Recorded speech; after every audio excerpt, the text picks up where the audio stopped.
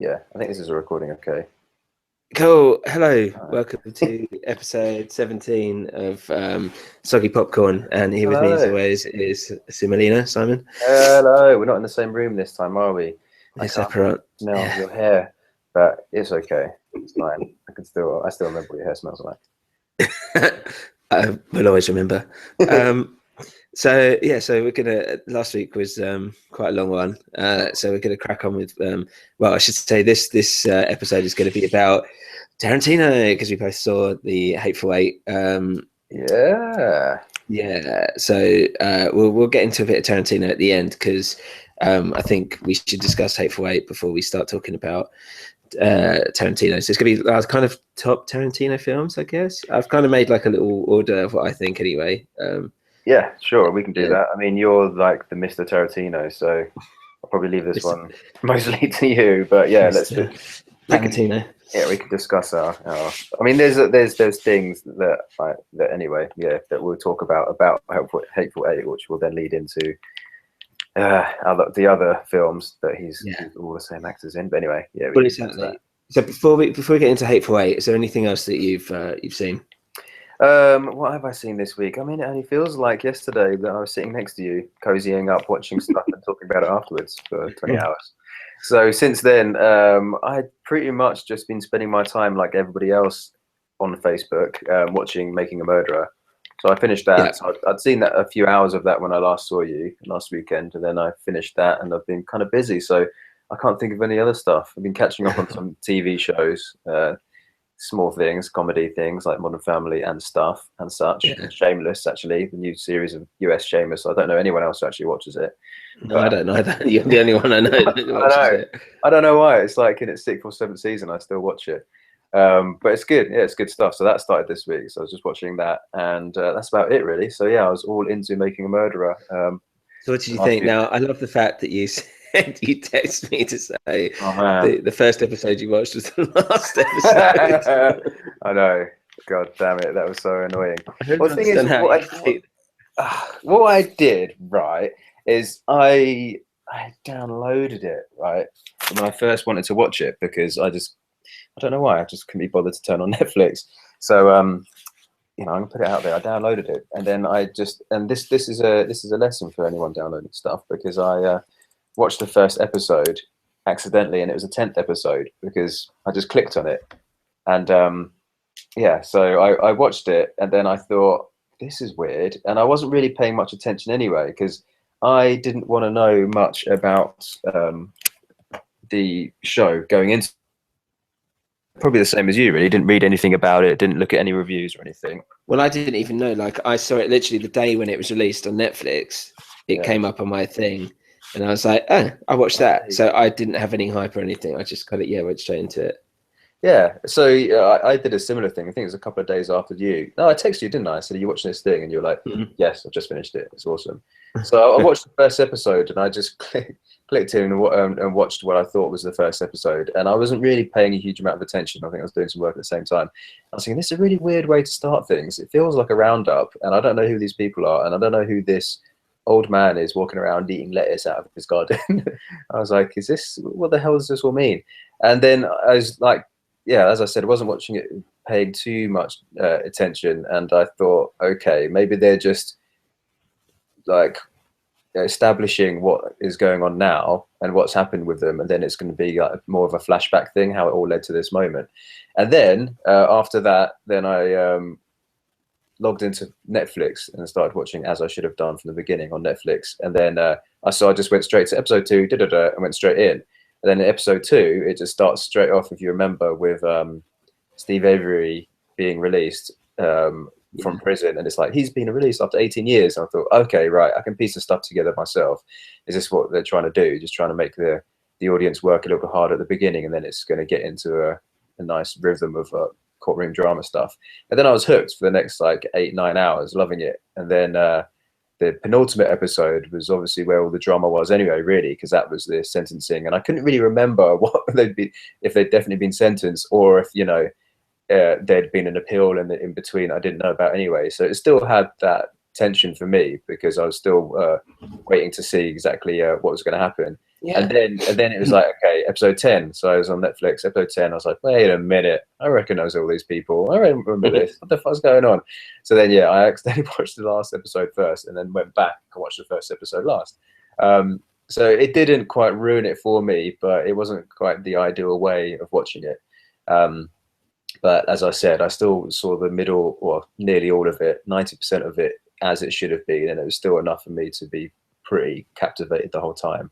Yeah, like everybody else, just dove straight into Wikipedia and all these reports and articles about it afterwards to try and figure out a little bit more on the whole scenario. But there's just basically just dead ends everywhere, really. So I've kind of given up since then and forgotten about it. What about already? You? Yeah.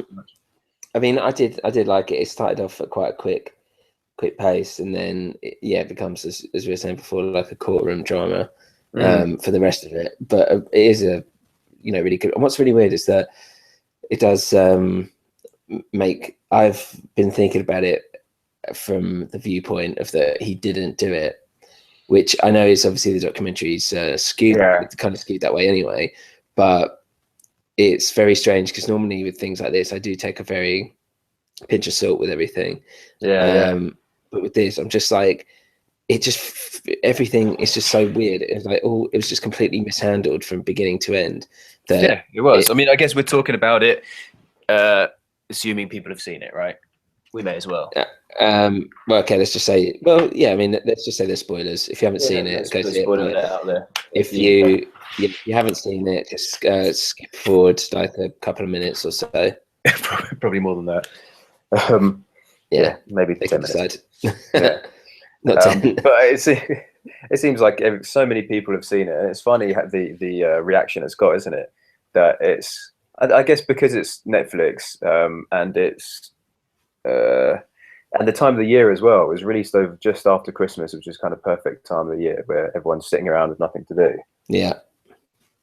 Everyone seems to have seen it, and then the whole of social media has exploded over it. But I think everyone's overreacted so much because all documentaries are, they are biased, and they're in some ways fictitious anyway, because they're presenting evidence and stuff in a way that's going to be entertaining and suspenseful. So the phenomenon it's caused is quite amazing. But I don't know. I mean, what were you going to say about, you think you were looking at it at a certain perspective? Well, yeah, I mean, it's like, that's it really. It's just weird that it's like, it's the first time in a while I've watched a documentary like that, where there's so much evidence, but at the same time,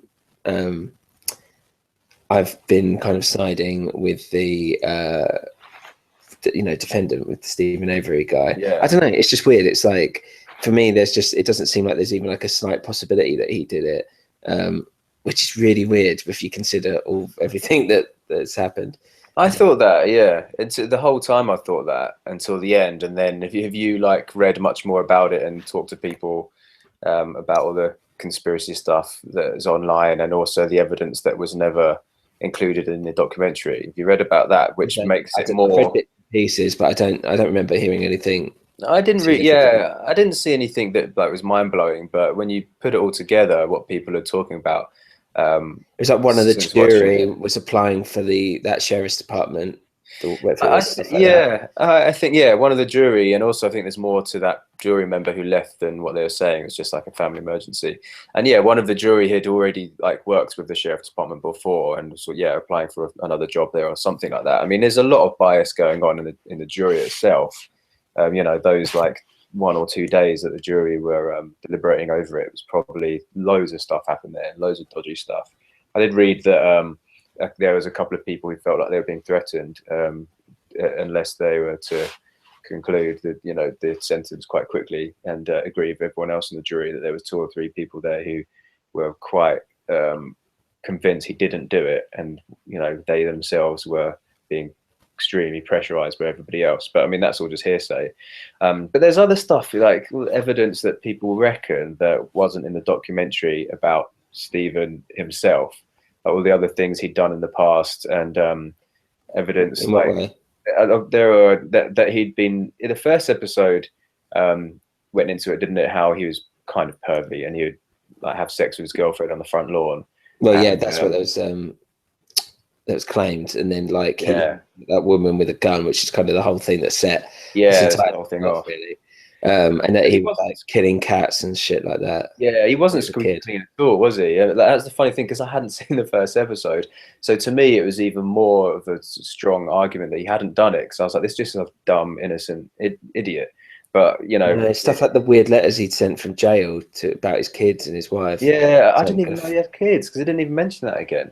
yeah, Where the it's fuck are the weird. kids in this whole thing? Well, they've But disowned him. I mean, if your yeah, dad's writing from jail saying he hates you and he wants to kill you or whatever, yeah, I mean, stuff like that's what I mean. It's like it's a and bit weird, I but think it's mainly like less about how he did it and more like how it was handled by the law enforcement. That if yeah, he did do definitely. it, Yeah.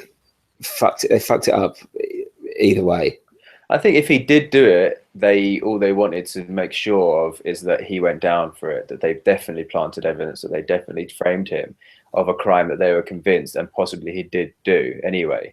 But I mean, he's obviously more of an unsavory character than the documentary makes out as well. But it's amazing that they pinned that first one on him. You know, given the evidence, it's just incredible that the even the judge and the state, probably the other guy, because he'd already done a similar sexual assault in the same place along the same beach, and they still pointing the finger at Stephen Avery. So they obviously had it out for him the whole time. Yeah, But just these innocent farmers, but like salvage yard owners who just have barely any brain cells between them. I think that they're probably a bit more dodgy than people make out. And there is evidence that people say that. Did you read about that Brendan, who one of the transcripts which weren't included in the documentary, how he was kind of molested by Stephen as a kid? what? Yeah. There's a whole whether I believe it or not, it's on quite a few websites that you can access the transcript of the interviews, and there's one phone call that he has with his mum. That I think it's the same phone call when he's kind of half admitting it, and his mum's like, "Well, did you do it or not?" And he's like, "Kind of." And she's like, "What do you mean?" And then, you know, he's like still being pressurized by the police, and he's kind of convincing himself he's done something wrong. And then he's like, and then apparently in the same conversation, he says, "Well, you know, Stephen was a bit weird when I was young." And she was like, "Yeah, I know, but he was just horsing around." And he's like, "Yeah, but he used to touch me, you know, he did. And he used to touch my brother as well. And he used to play play romping games with us, like jump on our backs and pretend to bum us. And just basically molesting them." And she was like, "Yeah, but you know, he's always been a clown, he's always just horsing around. It was never anything sinister, it was just hit Stephen being Stephen, wasn't it?" And he was like, "Yeah, but you know, it was weird, and he did make his kids." So I mean, he obviously had the influence over this Brendan kid, and I think that he may well have asked him to help him do something, but he is obviously more suggestible than people realize, and I think Stephen was more perverted than people realize. And apparently the photographer, the victim, did complain about him before and said that this guy keeps calling her, even though they mentioned that in the documentary, but they didn't say who it was. She apparently requested not to go to his house again, because every time she's been to the house, he's been really perverted, and apparently once answered the door to her when she went to take a photo, and he was like just in a bathrobe being very suggestive and all that shit, apparently. So she complained to her boss about him before, saying, "I don't want to go there again. I don't like this guy, and he keeps calling me, and he keeps requesting for her to go out specifically to take photos." And there's other evidence that people have talked about that, like under the on the boot of the car, under the handle, apparently there's like DNA of his, like his sweat or dirt or something that is definitely his. So it means that at some point he did open the boot of the car. And there's a whole list of things, and whether or not they're real or they're hearsay or speculation or what, but it does imply that the documentary was a bit biased to get the biggest reaction, which was, you know, the biggest reaction is always that someone is unfairly sentenced to you know, to life or whatever. So it seems a little bit biased, but the fact that it caused over 100,000 people to sign a petition which can go to the White House is just ridiculous. That's ridiculous. Fun thing that people think that's ever going to make a change. And also, you know, we studied documentaries and stuff when we were young at school and at uni and everything, that people can't be so naive to think that a documentary is basically just reality, that all you're seeing is fair evidence and unedited footage of exactly what happens. All documentaries are a little bit fictitious. They have to be, in the fact that it's even being cut together. They're picking and choosing what sequence to put this stuff in, the voiceover. They have to manipulate it to make it watchable. But the good thing about that documentary is that as it's filmed over 10 years and that the access that they had means that there's a lot more context. Yeah, there is. You may have with other documentaries that do that. But I mean, but the fact that they have a choice what goes in and what doesn't go in, that alone is enough for people to think, okay, we can't take this as gospel. We can't watch this and then run to the White House and go, it's so unfair. So there's obviously two sides, and who knows what else. But it would be amazing if they did a follow-up and there was more to it. It's funny, isn't it? Like a phenomenon like this, people can get to, especially social media now. People talk about it for so much, like just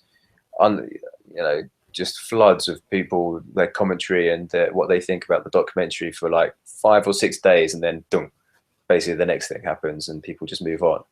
It's just so quick now with social media how people catch onto something and then drop it. Dead weight and just go, anyway, this new film's out, so true. I mean, it was good. I did enjoy it, but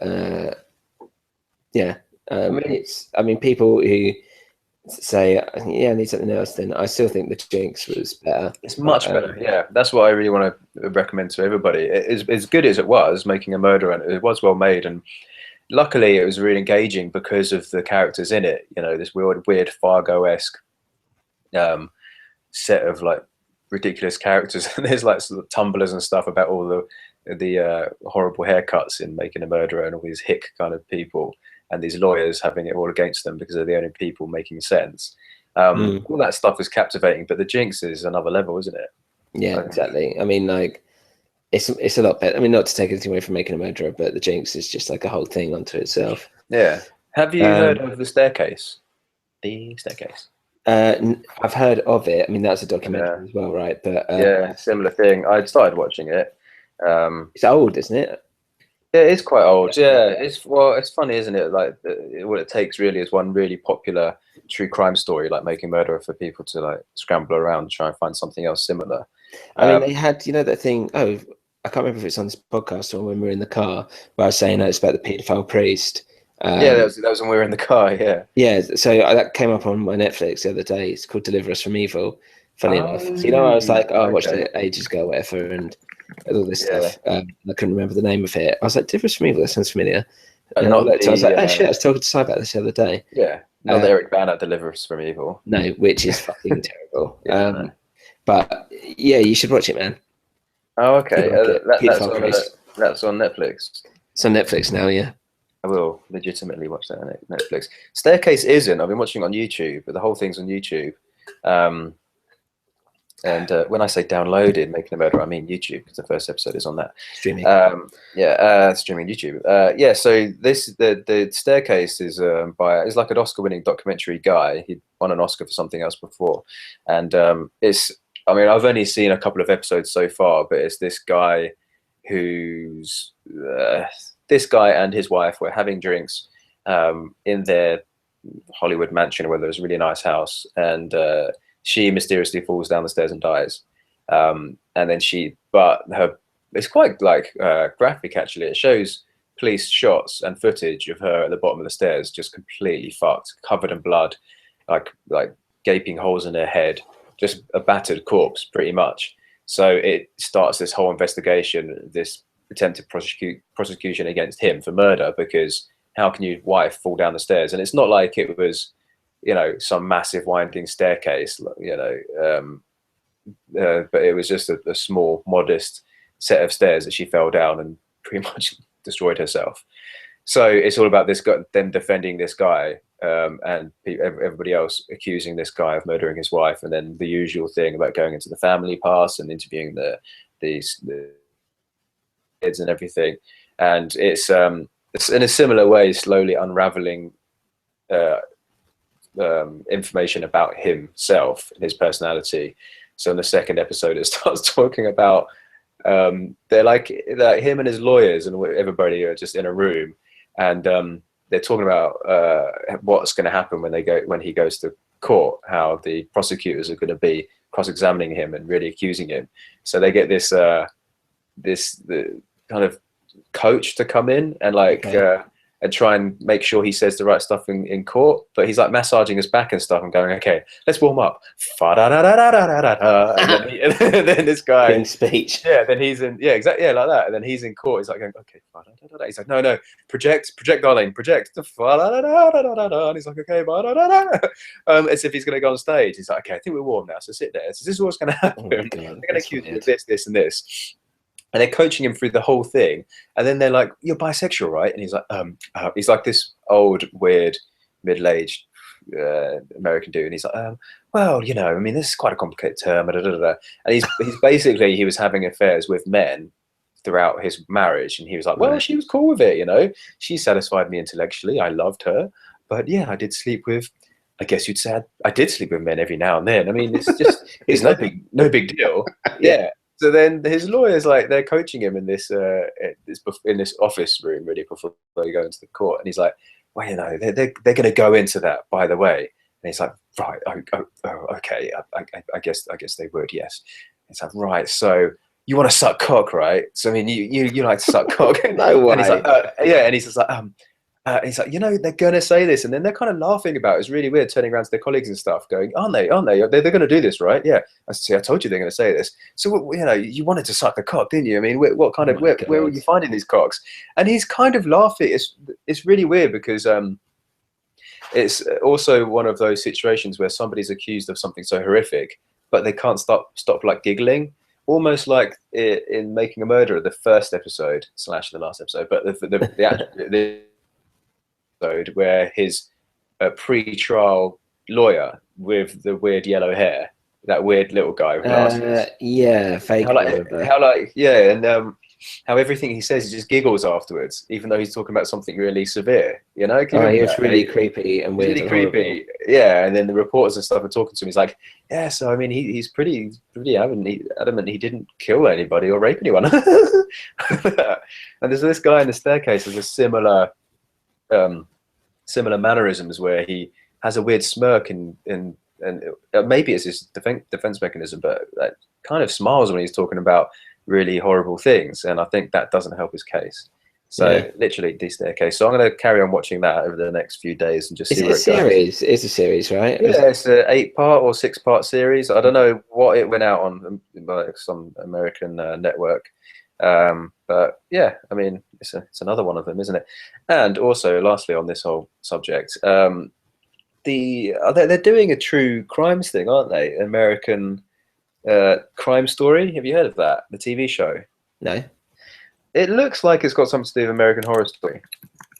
That wouldn't surprise me. Yeah, so I think it might be the same production company or the same channel, because True Crime Story has the same. The posters have the same font type. Okay. Yeah, American Horror Story.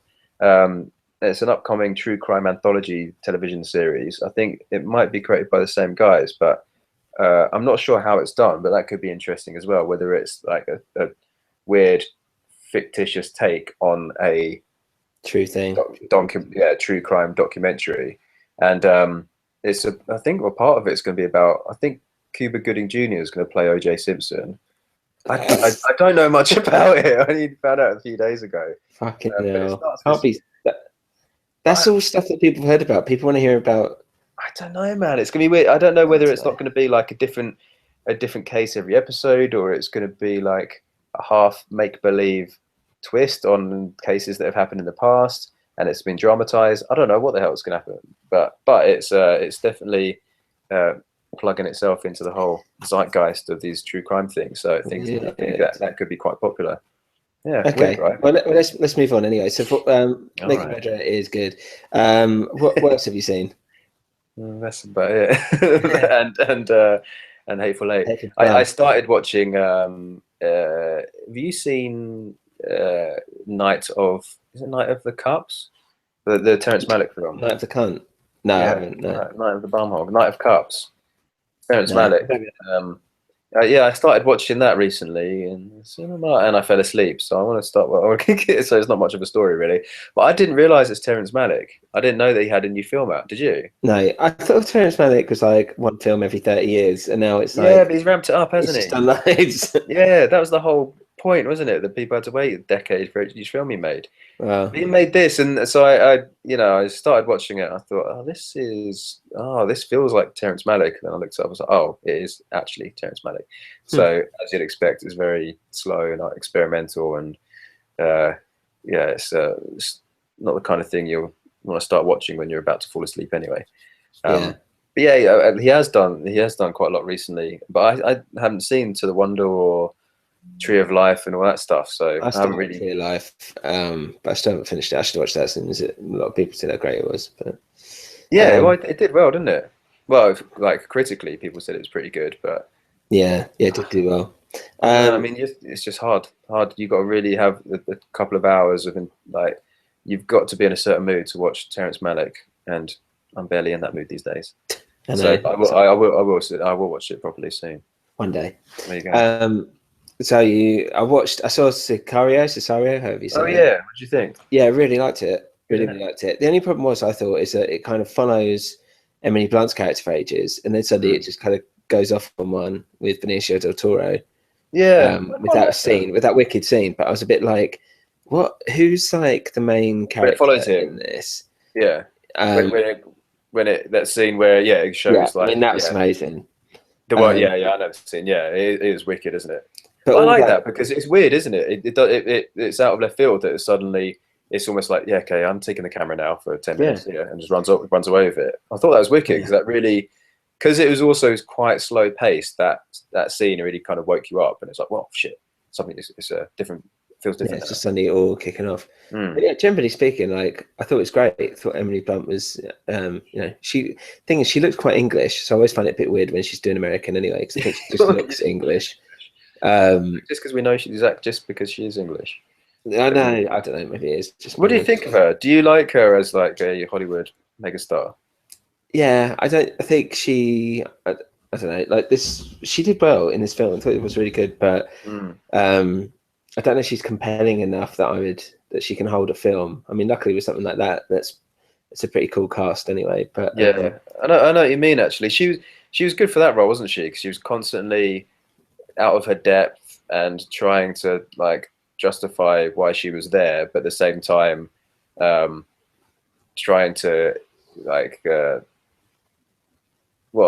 trying to, like I said, justify why she's there. So it's weird a relationship she had with everybody, because she was like scared one minute, but then just getting like dragged along in this really tense situation. But also, she's should be like highly trained, and she should be able to handle herself. So I think she fitted that character quite well. But I know what you mean. She is possibly hasn't got the charisma to carry a whole film herself. But yeah, she was good. The character worked. Yeah, I mean, it's weird because I don't think of her as like I mean, not that she had to do that much action, but like as an actiony thing. And then it's like, and now her husband, who's Jim from The Office, is now doing a Michael Bay action. Oh, it is, isn't it? Yeah. Weird. He's done well, isn't he? But yeah, like her in what was the other one with Tom Cruise, Edge of Tomorrow?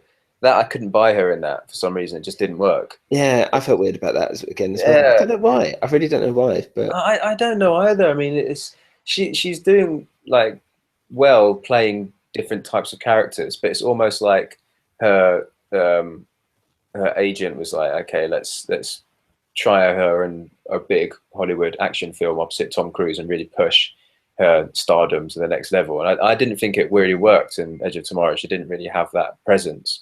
But like something like Looper, I thought she was really good in. I forgot she's in Looper. Yeah. Yeah, because that is that different type of character. She was again kind of a tough character, but out on her own, and having to deal with her own shit, but also quite vulnerable, which is similar to how she was in Sicario. That she had that vulnerability, but she was also, okay, fucking suck it up. We need to do this. So that kind of character she plays really well. I don't know why, but she seems suited to that.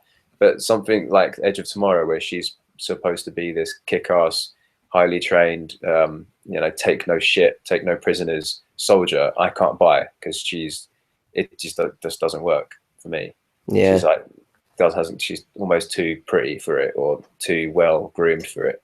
Too pretty. Yeah, so I don't know. I mean, she is a really good actress, but I think it works pretty well. It's just that she can't like do like a Charlize Theron in Mad Max, basically. So if that makes sense. Yeah, true, good point. Okay. But yeah, good film. The other one I saw was Good Dinosaur, randomly. Pixar, is that good? I didn't like it. I thought it was boring. Yeah, but it's not like an adult Pixar, it's a kids Pixar, right? Yeah, but it's still boring. Like, it was I think the main thing was that they've tried to make this like typical Pixar world, which is, even though it's a bit cartoony, like the water looks real, things that kind of good real, like it's not out and out cartoony, but these dinosaurs just look like they're drawn by a 5-year-old and like animated, like they look super cartoony. And that just didn't fit very well for me. I didn't really like the voice acting. I thought it felt, but it's kind of just boring. And it was like, and essentially it's a typical thing of like, gets lost and then has to find his way back home. Dinosaur gets lost, find his way back home, and he finds himself on the way. But there were some like pretty dark bits, and I thought I feel like I should like this more than I do, but it never really like pulled me in. It was very much, it wasn't very funny. Yeah. At all. Like I don't think it was that. There was a couple of things where I was like, did it try to be funny? Yeah. Or kind of not like classic Toy Story jokes. Yeah. I feel like there was something there, but just I don't know, it didn't hit me. Is it better than Land Before Time 1, 2, and 3? Remember those? Yeah, those are great, man. But then again, like if Land Before Time 3 is, I think if I remember rightly, that can die. I can't remember it. I remember the first two. I remember loving the first one. Yeah. But if like you as a kid with a blonde afro, that's Sam, right? Yeah. That Sam watching Land Before Time 1. Do you think that Sam would have liked the Good Dinosaur just the same? No, Land Before Time was fuck no. Even if it was a 5-year-old, I fucking hated it. Yeah, well, no, Land Before Time was just like there was like a group of them. They're all kind of different kinds of people. There was actual characters, and it was quite dark, and you really felt like, they were like just lost little kids. But with this, it's just like some scaredy cat dinosaur in this weird cartoon, world. I mean, they've got like a human essentially plays like a dog, and he's quite cute, but it's just a bit.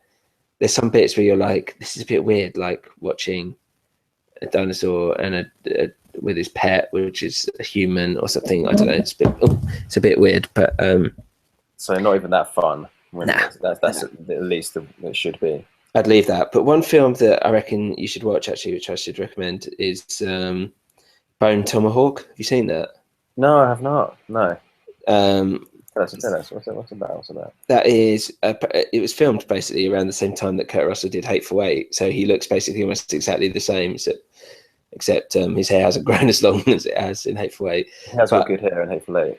Man, Kurt Russell's got like one of the best hairs of any actor. I'm looking. He's always got good hair, hasn't he? He always has done. He's always had really good hair. But, amazing hair. Since the beginning. Yeah, since before time. I'm looking at the poster of Bone Tomahawk. It does. It's a western, obviously. Yes, it's got like Patrick Wilson, Kurt Russell. Is other people, Sean Young randomly, who's in it. Who else? David Arquette randomly. He's still around, is he? Yeah, I'm just trying to think who else. There's one other famous person. Oh, that's it, Matthew Fox.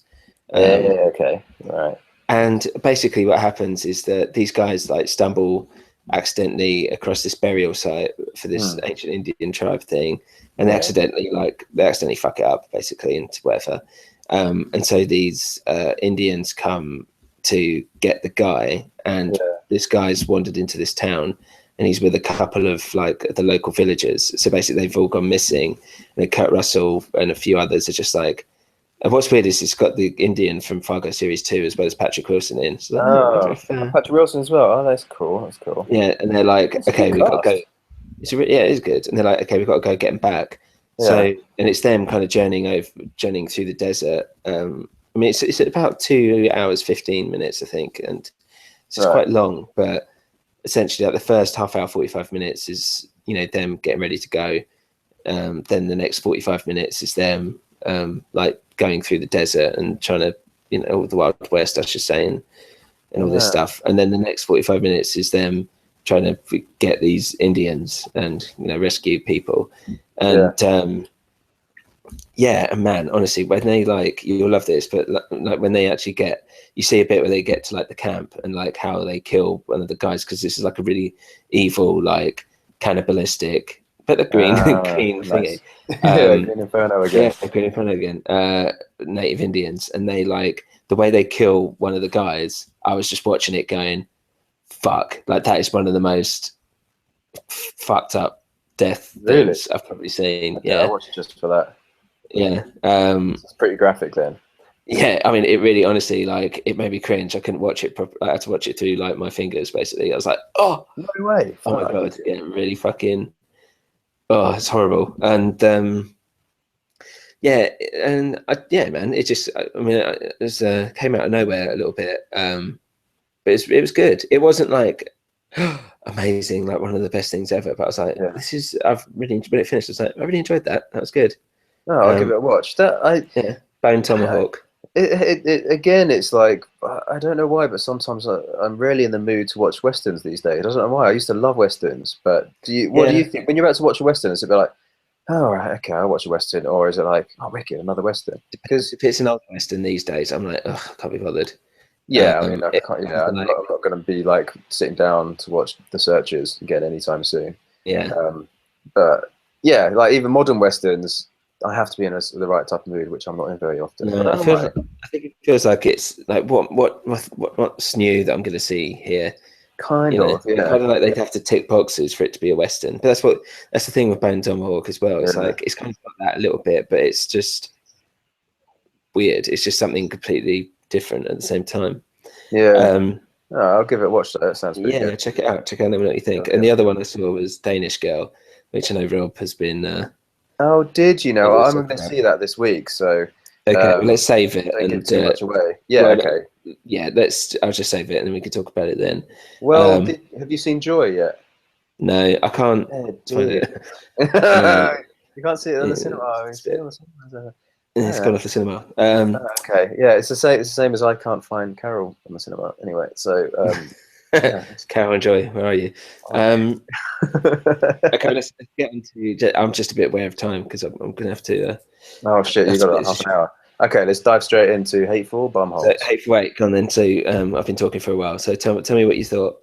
Tell us what it's about a little bit, and then what you thought. Just okay. Well, it's about a group of unsavory misfit characters who will end up holed up in a haberdashery, like a barn house in the middle of a blizzard storm where it's freezing cold and snowing outside.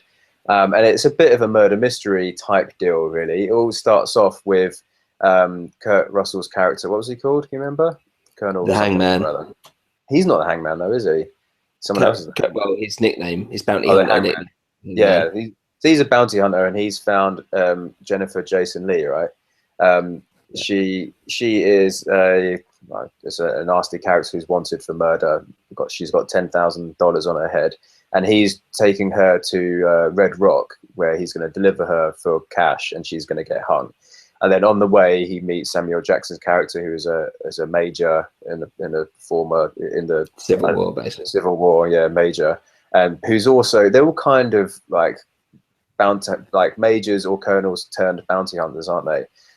So they meet all these characters along the way, and a sheriff, or a soon-to-be sheriff of Red Rock, and a bunch of people, and they all end up in the same place. And it turns into this, like I said, because of a blizzard, I should say. Because of a blizzard, so they have to stay in this like barn haberdashery, coffee place, and they have to wait out the blizzard before they can head to Red Rock the next day. And yeah, things go down as they would when you've got 8 horrible murderous characters in the same room, and it turns into this murder mystery style almost play, where there's a lot of dialogue and a lot of cool Tarantino violent moments, as you'd expect, and gradually you start to figure out who's the nastiest of them all. So that's the plot, isn't it? I thought it was all right. I didn't think it was mind-blowing. I actually enjoyed it more and more as it went on. The beginning bit, it was quite slow. That's very slow. Yeah, getting into the stagecoach and traveling through the snow and establishing the characters. And I know Tarantino loves a good old establish the character and drag that out and really differentiate the characters from each other. And they were well fleshed out characters, as you'd expect from Tarantino, and they're all played very well. But yeah, the beginning bit I found a little bit slow, and the Kurt Russell character just like smashing the Jennifer Jason Leigh around, just elbowing her in the face and pushing her around because she's the captive and he wants to deliver her and she's a nasty piece of work, and introducing Samuel L. Jackson. But when they got to the haberdashery and then all the characters started really introducing themselves properly, and you getting to know where they fit into the whole environment and and you start then guessing what their agenda is and who they really are. That's when it gets interesting, I'd say, for the second third.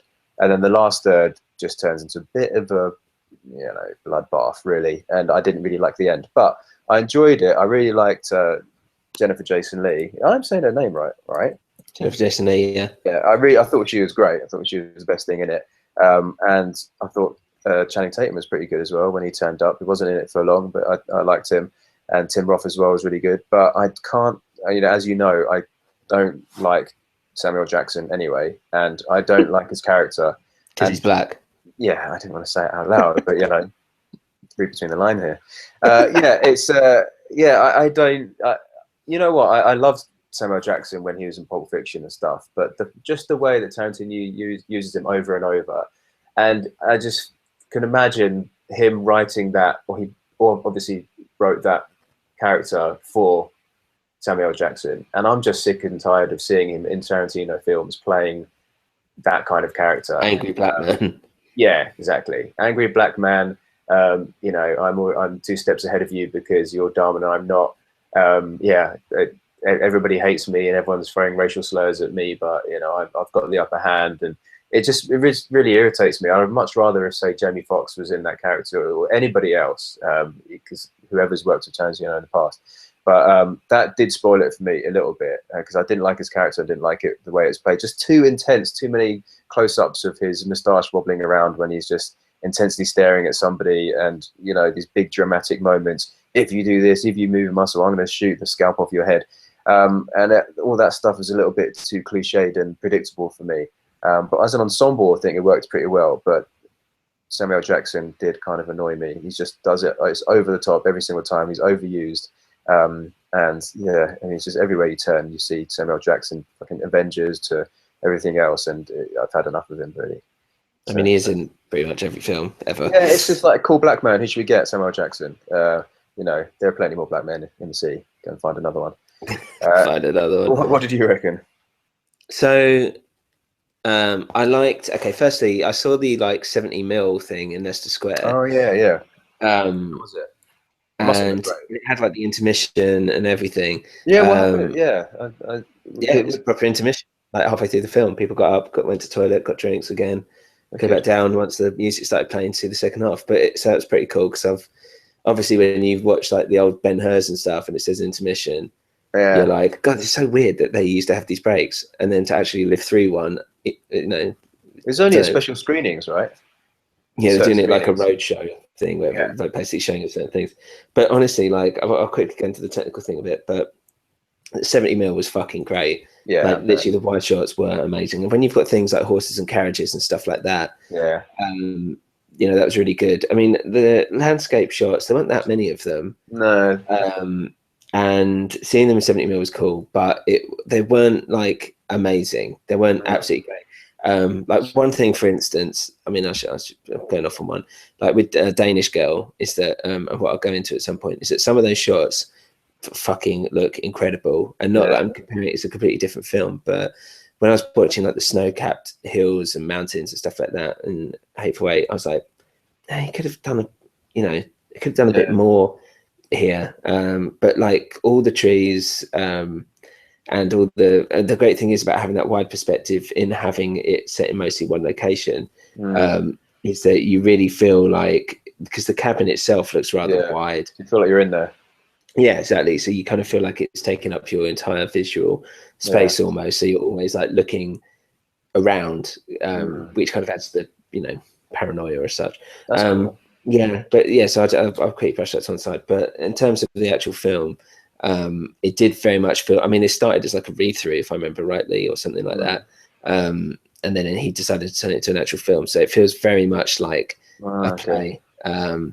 Like characters, and that's it. And like some of the things that you would normally see on a stage, like the way characters come in and out, the way that they interact with each other, the way they move around the set, the way they talk and things like that, it is very much like a play rather than an actual film, like big monologues, over explanation, which is kind of hallmarks of Tarantino stuff anyway, but where Tarantino usually has that rat-a-tat-tat kind of back and forth in his dialogue, with this it's more methodical, it's just slower, basically. Not that there's anything wrong with that, but it's, you know, it's sometimes, that's why when people might say that it's a bit pretentious or self-absorbed or something like that, which it kind of is, and I feel kind of the same way, it's for reasons like that, where it's like, you know, you're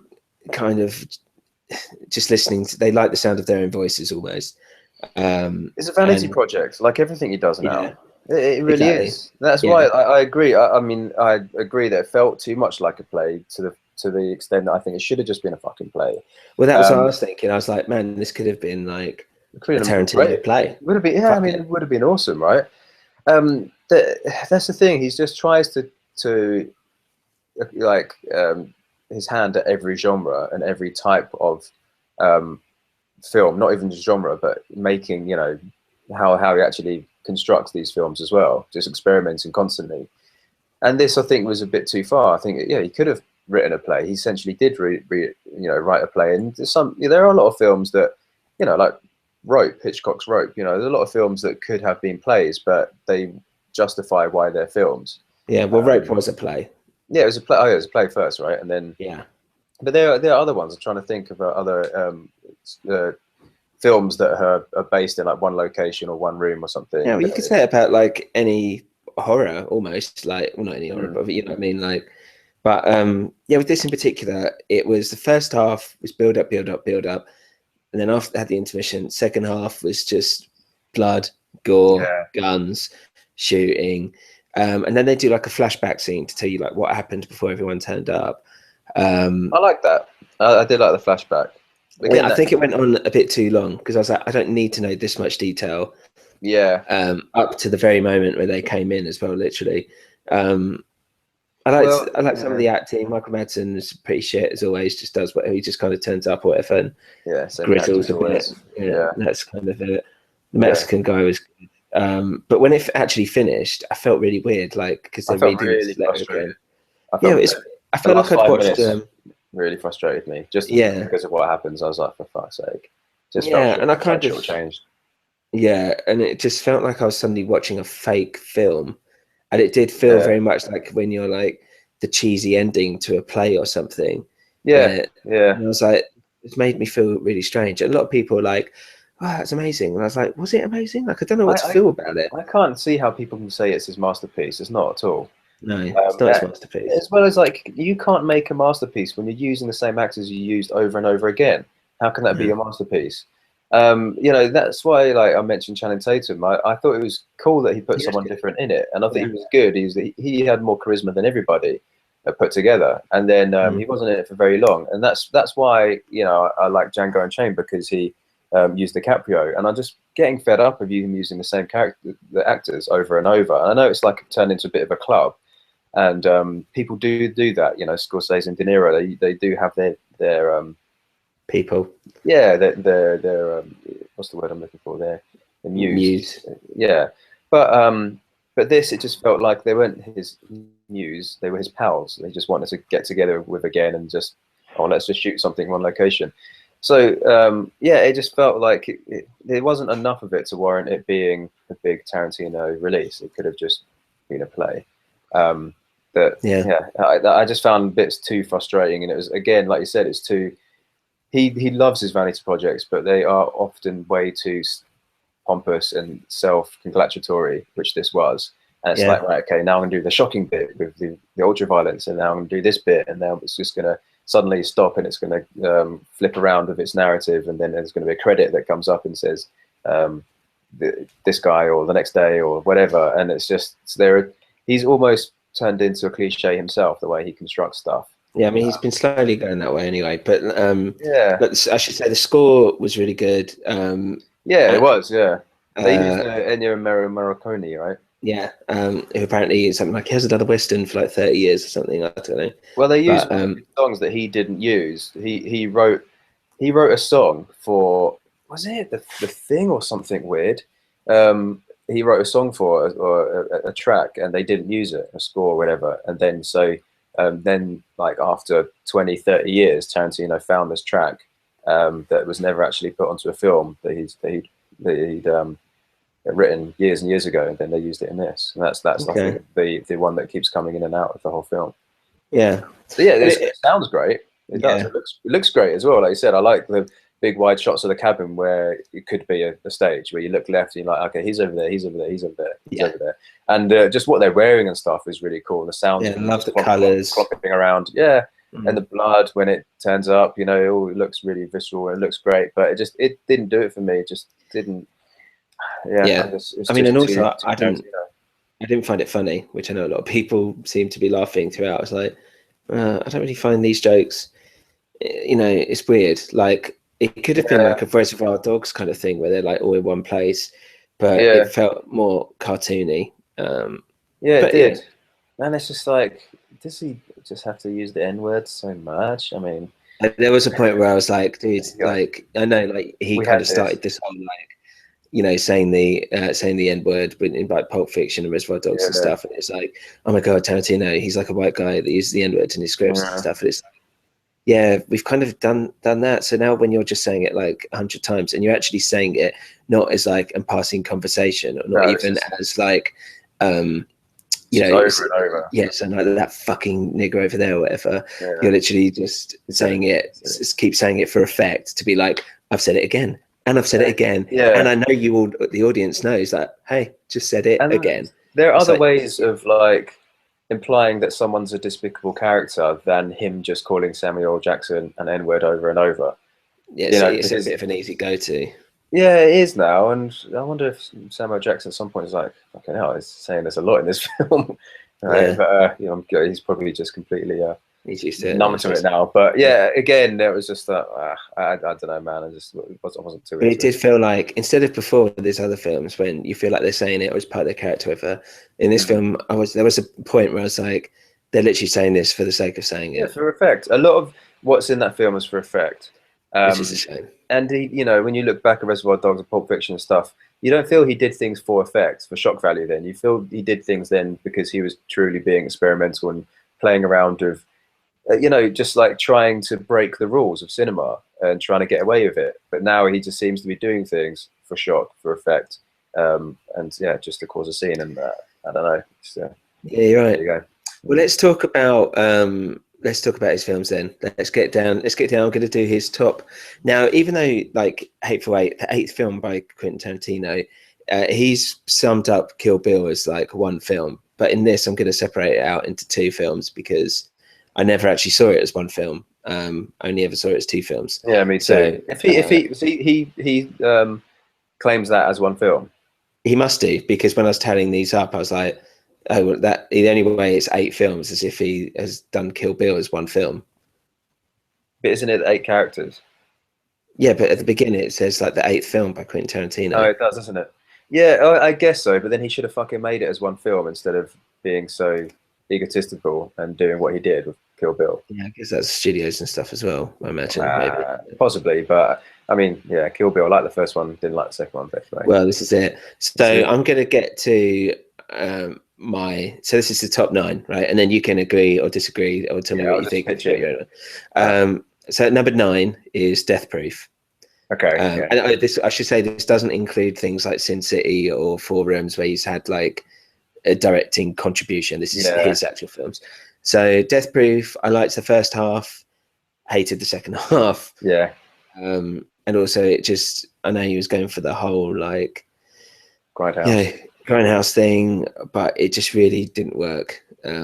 No, I didn't like it. I've never liked that genre. No, I didn't. That and what did it come out with again? The Planet Terror was better. Like I didn't love Planet Terror, but it was better than Death Proof. Yeah, I didn't really like either of them. Again, I'm not the biggest Tarantino fan, but that was a vanity project too far from me, because it was just trying too hard to resurrect a genre which died for a reason.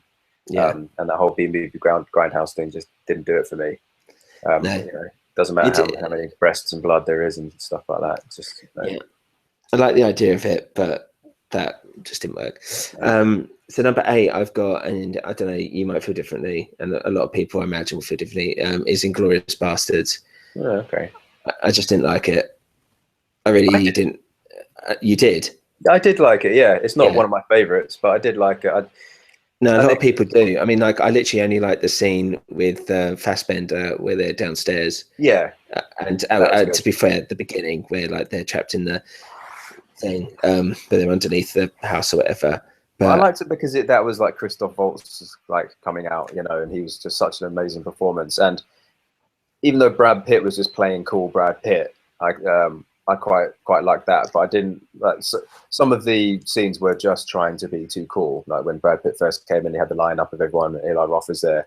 There are some of those scenes where just trying too hard again, like he always does. But I did quite enjoy it. Like, I didn't take it seriously. I didn't really think much of it as I was watching it. It's just for me, just to entertain a couple of hours. It didn't feel like really Tarantino trying his hardest to really do anything too differently. It was just his go at a period piece, his war film, and tick the box, move on.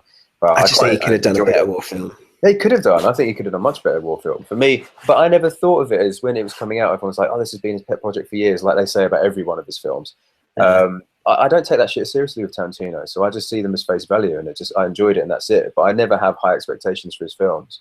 If I did, I probably wouldn't like Inglourious Bastards as much, because I would have thought, this is it. This is the big war film. This is Tarantino's one shot of war film. This is going to be epic, and it's going to, be an instant classic. But I never thought that was going to happen. So I just thought, okay, that's all right. This is interesting stuff. Some cool characters in it. Anyway, we're going to have for dinner. Yeah, so, that's fair enough. But I remember just seeing when it's the end and whatever the cinema's burning down and Hitler's there, whatever. I was just like, what the fuck am I watching? What is this? Really over the top. Yeah. So that's number 8. So number 7, I've got Kill Bill 2. Right. Again, I thought everything that was good about Kill Bill I've already seen in the first film. Yeah. And I didn't really care much about Bill or the bride's actual, going into in depth about her actual story. Yeah. It was just unneeded. It should have just, loads of that stuff could have been cut out and just pushed into the first film. And yeah, I agree. That film.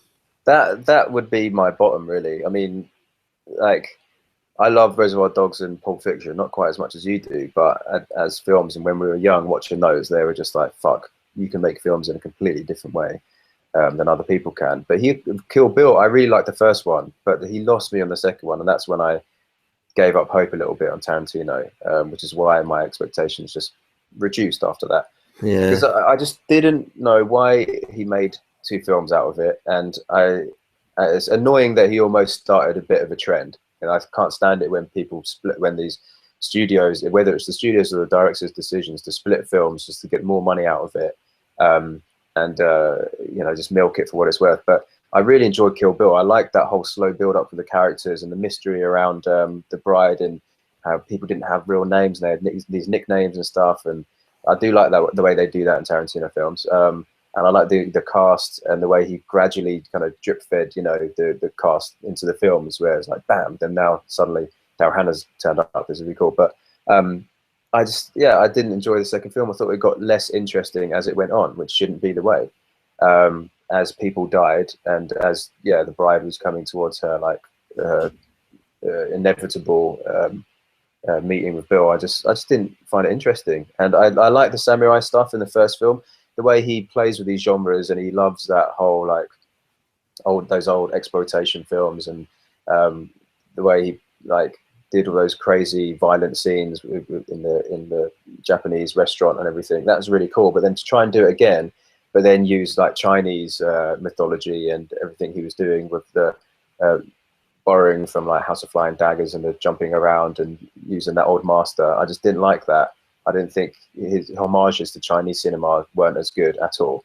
And I thought he's like, I've just done Japanese, so now I need to do an old Chinese kung fu master. And I thought it was really almost offensive in some parts, and it just didn't work. So I really didn't like Volume 2, and it just didn't justify itself at all. And for me, I thought that like, about half an hour of it was interesting, and then the rest was just fluff. So I just thought, fuck, man, you could have just squeezed the two together.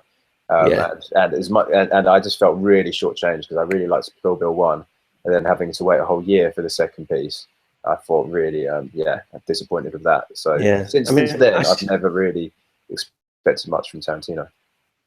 No, I should say I actually got met Tarantino and got him to sign my script for what was it? I think it's his death pre-script or something like that. Oh, really? And said, it was because of Pulp Fiction that I actually decided to go into film and whatever, even though like I think I was in TV back then. Well, I don't know what I'm in now, but but proud of you, Quentin Tarantino. My thing, which is pretty cool. Nice. So anyway, on number 1, 2, 3, 4, 5, 6, he'll be proud of this podcast. He'll be super proud of it, I'm sure. I think that I've gone places. Number 6 was Jackie Brown. I think it's kind of overlooked. It's annoying because it is a bit underrated. There's a lot of hype after Pulp Fiction that this was going to be amazing, and it wasn't amazing. No. And so people think it is worse than what it actually was. If you go back and watch it, I think people appreciate it a lot more.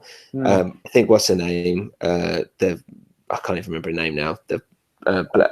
Pam Grier. She didn't really. It kind of, how do I put this? It was good that he kind of wrote this a little bit for her as such, but she's just not. She's a terrible actress, and for me, everyone else around her is really good. And she just felt a bit like she was out of her depth, maybe a little bit. Yeah, maybe she had some some big hitters in the film with her, so it would be quite hard to keep up. I mean, again, that was like Samuel Jackson doing Samuel Jackson with his backwards Kangol hat. And obviously it had like De Niro and stuff, but I think it is a bit underrated. It felt like a little bit more mainstream because after he'd had all the attention for Pulp Fiction, and then, like you said, people really building up what he was going to do next.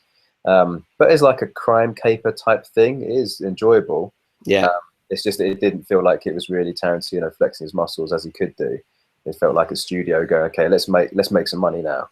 Let's make something that everyone's going to rush to and really enjoy, and not have to think too hard about. Yeah, it carried on in the blaxploitation theme, which was kind of in there with Pulp Fiction. So, but that was cool. Then, wasn't straying too far. The 90s, everyone's still all about their hip hop and the blaxploitation. Like there were nostalgia around all the Superfly and all that shit. It was worked at the time, but it did date quite fast though, and that was like him trying to pinpoint some of the cool things at the moment and then put them on screen. Whereas then, it's whether it works that well or not. But it's, he was all about the kind of more pop culture-y stuff then, wasn't he? I did enjoy it. Yeah, that's good. So I've got number 5, Hateful Eight. Okay. It's kind of halfway through. I think that's a good. That's fair enough. Yeah, I wouldn't put it at the bottom, but Yeah, it's not. But I don't think it touches 5 or 6. These ones. So I've got number 4 is Kill Bill 1. Really liked it. Had a lot of stuff which I enjoyed, and it's just a shame that Kill Bill 2 basically fucked up. Number 3, I got Django Unchained. I don't know what to say about that really. I really, really, really, really liked it, and I thought it was great. I think like quickly going back to Kill Bill, the reason why I love Kill Bill 1 quite a lot still is because he used Uma Thurman, and it was like such a big deal, Uma Thurman playing a character so different to what she'd done before and being really violent and being really iconic in that the Game of Death Bruce Lee style outfit.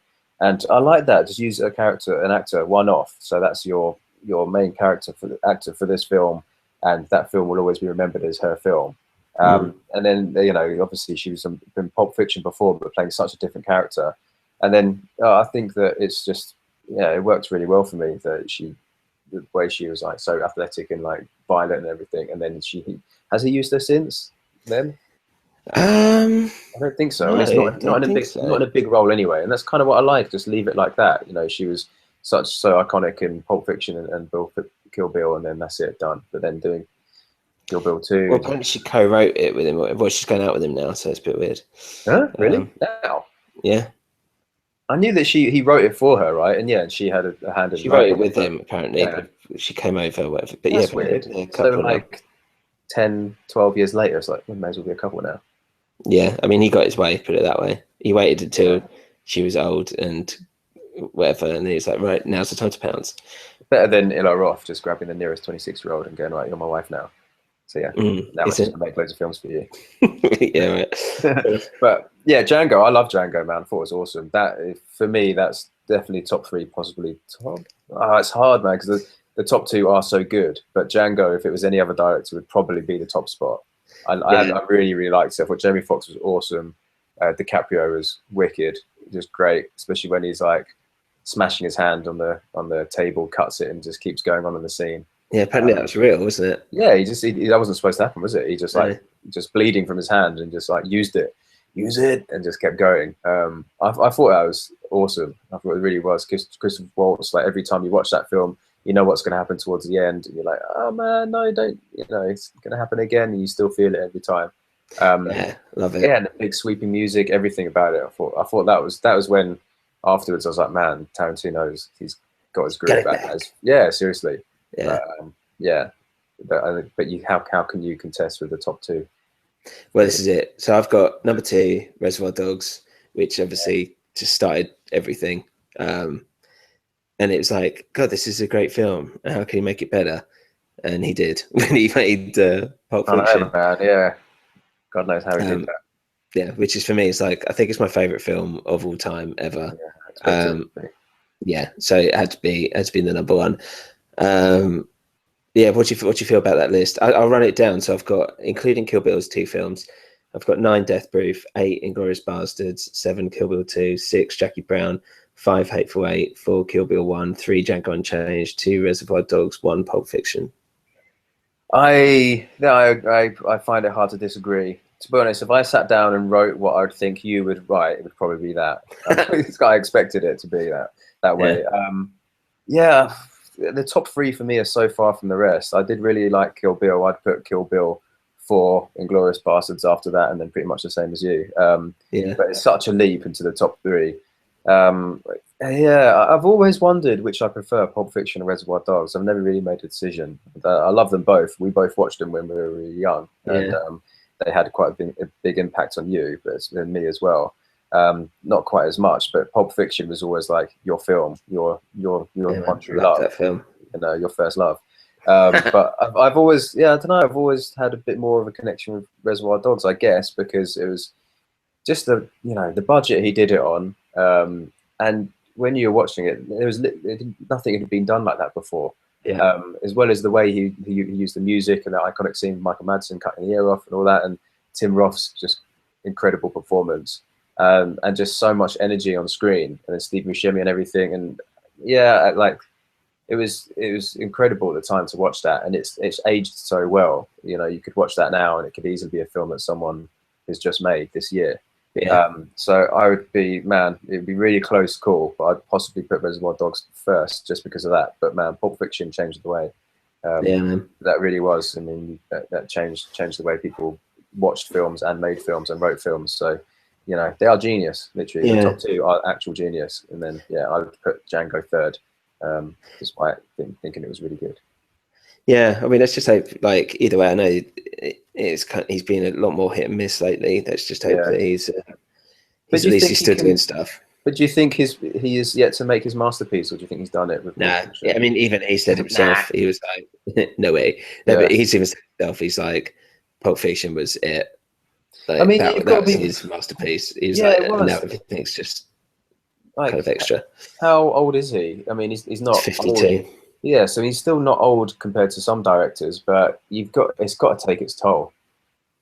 Yeah. It really has. You know, and so, man, I can't believe Pulp Fiction 20 years ago, when he was probably young, energetic, writing it, and just wouldn't concede to anything else, and wouldn't just like compromise on anything, and just make it so different. And he probably had so much pressure from whoever the hell was funding it to try and make it a little bit more universal and less politically incorrect and everything. The fact that he made it the way he did is incredible. I don't see how he'd do something to top that.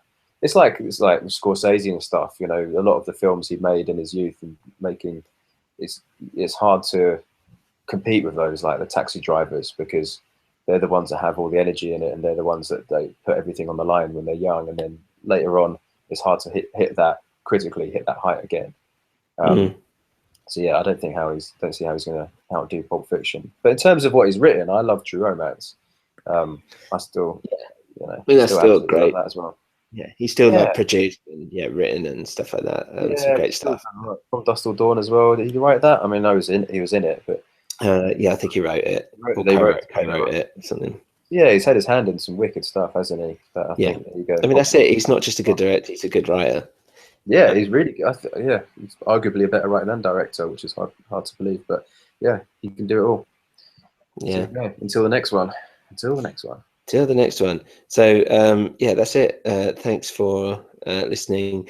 You can follow us on Twitter at Soggy Popcorn, or email us soggypopcornteam@gmail.com. Check out thewildboar.com, BORE.com, for any more gaming news, film news, and whatever else you like.